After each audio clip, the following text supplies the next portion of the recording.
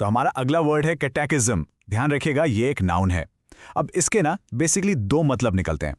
एक तो इसका प्राइमरी रिलीजियस मीनिंग है। क्रिश्चियन धर्म में ये एक तरह की क्वेश्चन आंसर वाली गाइड बुक होती है जिससे लोगों को धर्म के प्रिंसिपल सिखाए जाते हैं। लेकिन इसका एक और थोड़ा जनरल सा मतलब भी है। इसका मतलब हो सकता है किसी भी सब्जेक्ट के लिए बनाए गए फिक्स्ड क्वेश्चंस और आंसर्स का एक सेट। चलिए इसको एक सेंटेंस में यूज करके देखते हैं, बिल्कुल क्लियर हो जाएगा। सेंटेंस है, as a child she had to memorise the church's catechism before her confirmation. तो ये इसका सबसे डायरेक्ट रिलीजियस वाला यूज है। मतलब बचपन में उसे अपने कॉन्फर्मेशन से पहले चर्च के जो मूल सिद्धांत थे, जो बेसिक टीचिंग्स थे, उनको रटना पड़ा था। यहाँ कैटेकिज्म का मतलब है formal religious instruction. Pretty straight forward, right? लेकिन जैसा मैंने कहा, ये वर्ड सिर्फ रिलीजन तक ही लिमिटेड नहीं है। अब जरा ये दूसरा सेंटेंस सुनिए। He answered every question with the same predictable phrases like a robot repeating a catechism. देखा, यहां इसका यूज एकदम फिगरेटिवली हुआ है। इसका मतलब है कि वो हर सवाल का जवाब ना बिल्कुल एक जैसे रटे रटाए फ्रेजेस में दे रहा था, जैसे कोई रोबोट बस एक ही चीज रिपीट कर रहा हो। तो यहाँ कैटेकिज्म का मतलब है एक बहुत ही rigid repetitive set of answers जिसका धर्म से कोई लेना देना नहीं। और ये आइडिया और भी आगे जाता है।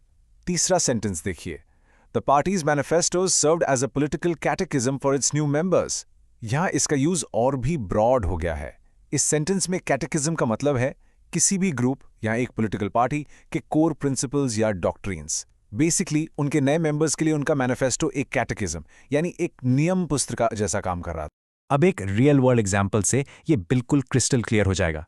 एक पॉलिटिकल एनालिसिस आर्टिकल का कोट है, The new economic policy has become a kind of catechism for the administration, repeated in every speech and press conference to ensure all members stay on message. Wow!